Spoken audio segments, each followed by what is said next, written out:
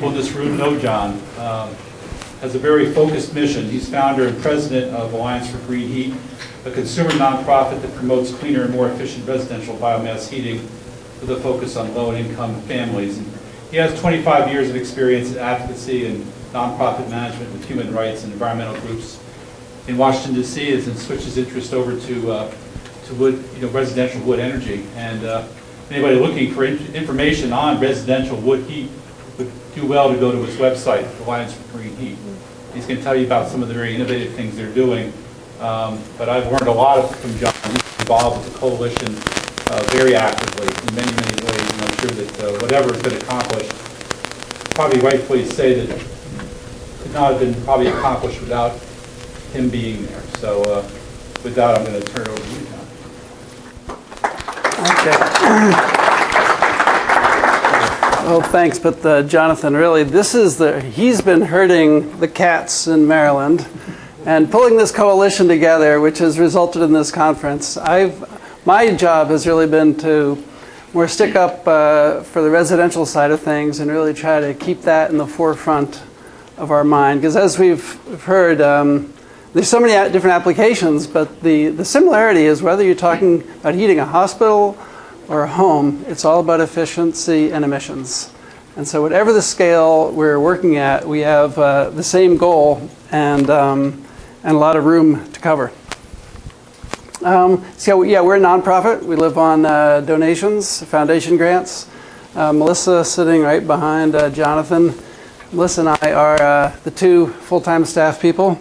We have research fellows and interns that we exploit as much as possible right when they get out of college. So overall in America, wood is the third most common heating fuel in America today. And you can see a lot of it, the red, is secondary. So if you were only counting primary heat, then we would fall after propane and after oil.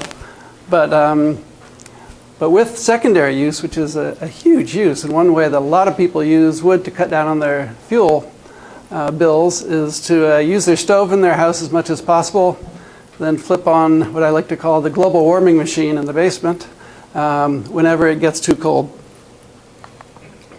Now, you can see in the United States, 73% of residential renewable energy comes from wood stoves and pellet stoves. Solar doing now 20% and geothermal 6%. In Maryland, it's 85% of residential renewable energy is made by wood stoves and pellet stoves and boilers, to say, with only 5% coming from solar and now 9% from geothermal. I don't know if MEA agrees with all these figures. It's all from EIA, so we're assuming it's relatively accurate. This is kind of a policy question. The fact that solar is only 5%, does that mean that's what we should be incentivizing because it's only 5%? Or does the fact that we get 85% from wood, we like to think that says something about wood, that there's an efficiency there, there's a culture there, there's something that a culture we can build on, and technologies we can build on. And this is the reason we think we need state intervention, really, is because most of that 85% is made by these appliances over here. And we're trying to move to the pellet stove, masonry heater, pellet boilers, with or without thermal storage. Because without, and that's what this MEA program is helping to do, is really move us off the uncertified wood stoves onto the pellet stoves, the EPA certified stoves, and really even below these marks, way down to here. And the outdoor wood boiler is not on this. The outdoor wood boiler would be off the top of that screen if we'd included it. It's really the unqualified one. The EPA qualified one would be probably about where the fireplace is. Now, as Abby Hopper mentioned this morning, and what we always like to remind people is that the wood stove, or pellet stove, it makes the same amount of energy as a set of solar panels. They both reduce our fossil fuel load about the same amount. It all depends on the size of both. and the size and the kind of fuel you're offsetting. But this can do in 4 or 5 months what that does in 12 months. And it's so the policy choices of which one you're going to incentivize and why are really pretty in depth. It's not such an easy choice, but we know one, if there's limited money, you can incentivize a hell of a lot more pellet stoves and clean wood stoves, obviously, than solar panels. Now, Heather Missouri kind of told this story, so I won't go into it much more, how the MEA pilot program came about. But it started by Heather. Malcolm Wolf, who is Abby's predecessor, was the one who really agreed to do it. And now Abby's implementing it.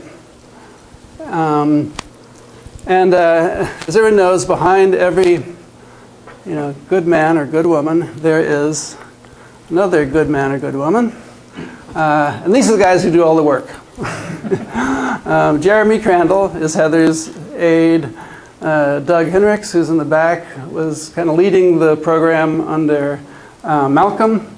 And now Kyle, who spoke earlier, who's without a beard here, is currently running the program. So these guys are doing a huge amount of work, and we really appreciate them. They're cases of people who are, state employees are just working, incredibly long hours and have an incredible dedication to getting things right.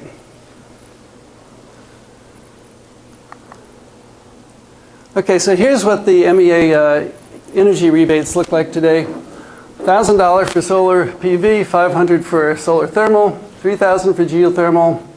Wind is kind of a different animal altogether. With pellet stove, $600, and wood stove, $400. Now, it used to be you could get $10,000 for a set of solar panels. That's a check written by the state. And it didn't matter if your household income was $100,000 or $5 million a year. You get the same from the state. One of our initial ideas was that you should, if someone earns more than $250,000, you shouldn't be eligible for any of these. But especially with wood, we thought, why give it to people who don't really need it?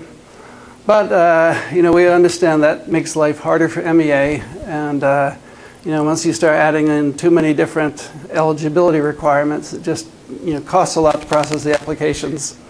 So there is no means testing. It doesn't matter if you're a millionaire or ordinary citizen, you get the same amount. And the industry stakeholders in Maryland, and this is where a lot of the jobs are at.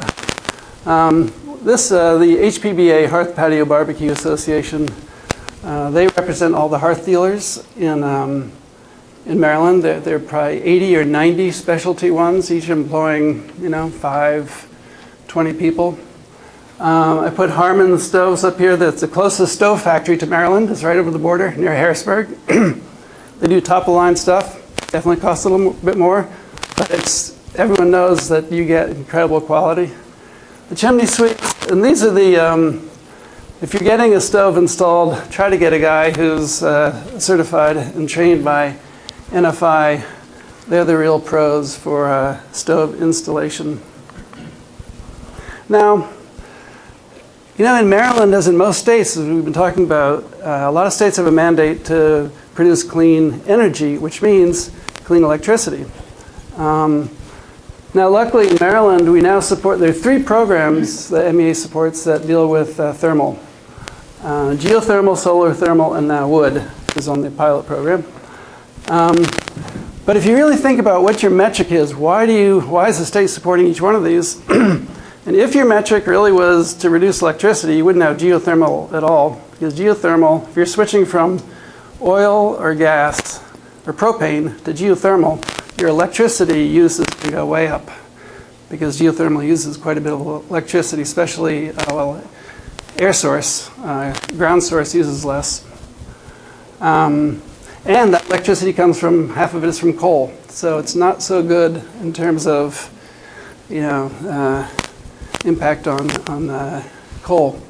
But wood can reduce electricity a lot especially if you don't have a boiler. If you have an air source, if you have a forced air system, that uses quite a bit of electricity to pump that warm air around your house, from a gas or oil boiler. So if you're using a wood stove, you're dropping your electric load in the house quite a bit. Now, carbon emissions.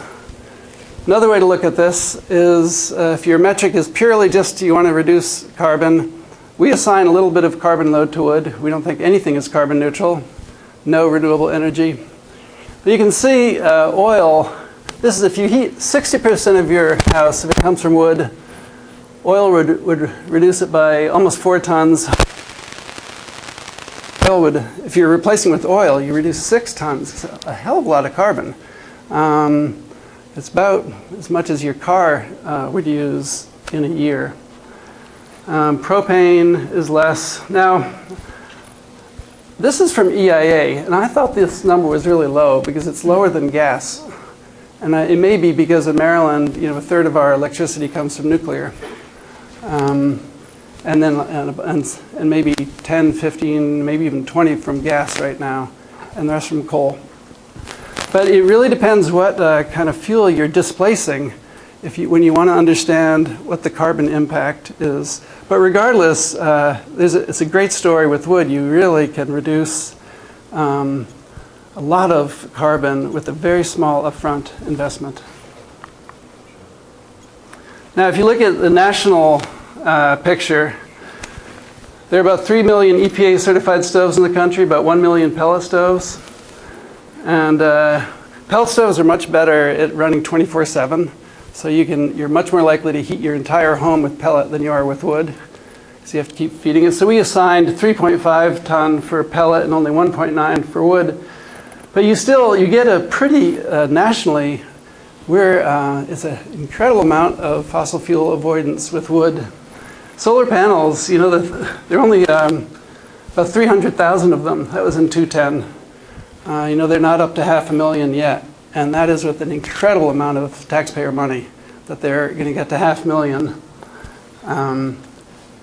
So the carbon story is not very impressive for the other renewables yet. I won't go through this too much, but this just shows if you're installing an air source heat pump or ground source heat pump, the annual fuel cost in electricity is significant compared to a pellet boiler. This assumes a 4.7 tons of pellets, and which would cost you about $1,100. Air source heat pump, every year you'd be paying about $1,300 in electricity. And ground source heat pump, you'd be paying about $700 every year in electricity. So here are 3 different, renewable, or I guess air source heat pump. I guess it's not. I don't know if that's a renewable energy, but geothermal is certainly considered renewable energy. And the first year savings is the best for the pellet boiler, but very similar for geothermal.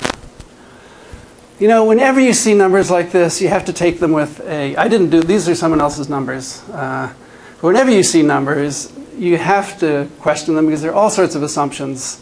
And that's why I always like to use a variety of numbers, not just produce my own, because you all should assume if I produce something, they may be biased towards biomass.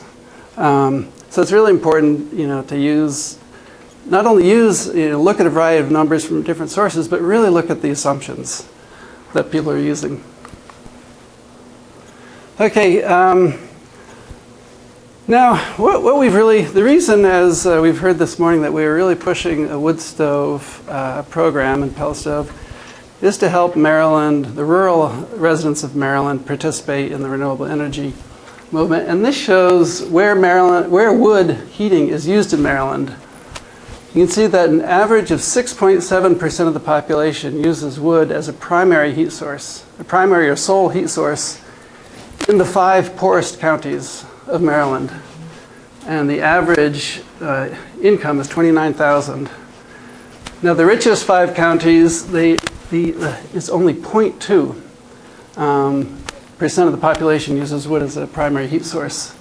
Average income is $35,000. This would be higher, but Baltimore City has one of the lowest average incomes, inner city. Thanks. And this tells the same story, just on a graph, charting out income in counties.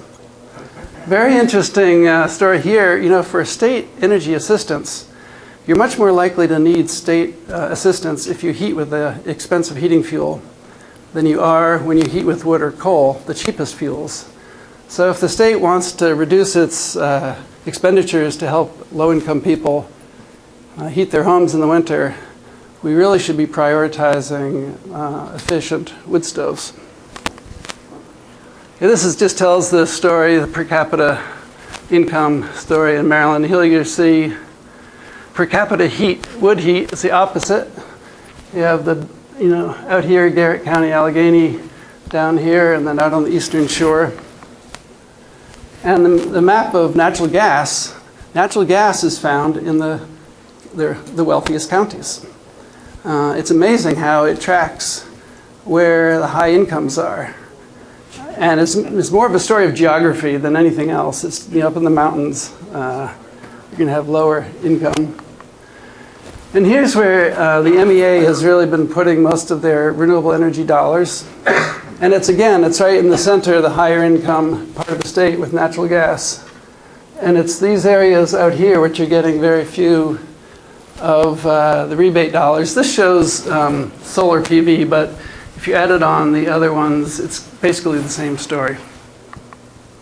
Now, we've heard how there's a problem with getting applications in for the rebate program. And one of the biggest reasons is we are trying to target a population that doesn't have a lot of excess income, because we're only allowing people who heat with oil, electricity, or propane to apply.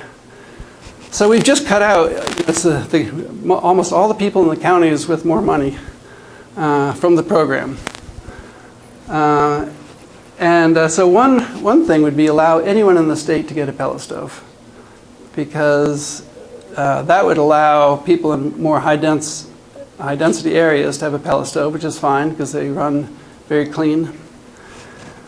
The other problem is in a lot of low income, middle income people who buy a stove, they don't want to pay for professional installation, which is required by the MEA program, which we agree with.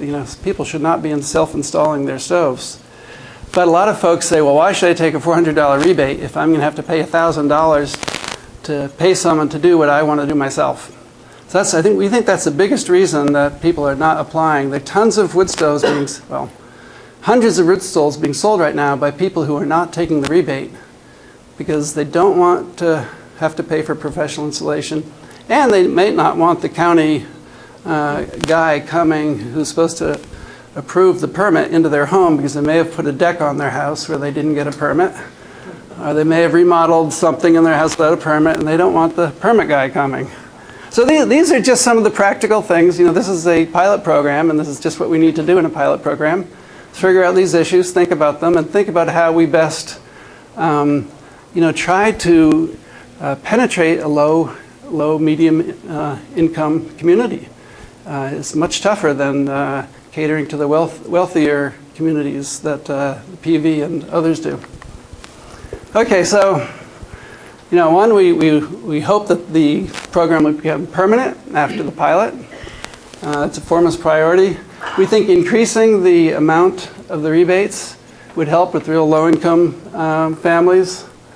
I won't go into the others because I see Jonathan coming. And I just want to show you, this is our wood stove design challenge. It's modeled after the solar decathlon. We're running a challenge, and there's a team from Maryland, University of Maryland here entering. We're looking for the best, cleanest, most efficient wood stove in the world. They'll be down on the mall next November. We hope you'll all come and visit.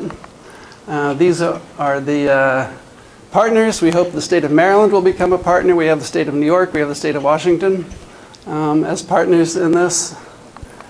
And incredible, the foremost experts in the country on combustion and stoves are judging it.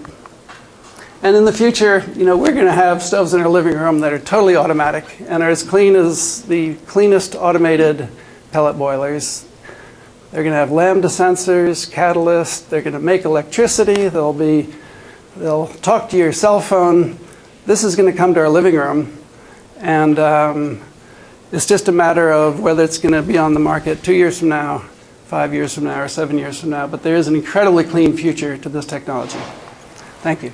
I'm sorry for going over time. Hold on, let's just move. Thanks a lot, John. We're pretty close to our time. We have time for at least one question. Just a quick comment, John, on the something on natural gas I think is interesting. Oh, sorry. Natural gas that's interesting is on CO2 versus coal and other things. If you just take natural gas combustion, it's about 40% of what coal is, for example. And about 3% leakage. Yeah. With methane leakage, it's on par with coal. And the industry data shows that the best operations are 2%, the worst at 7%. So, when you take the data,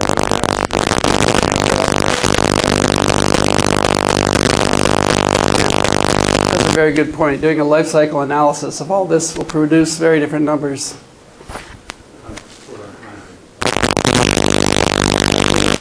Slide by without making a comment.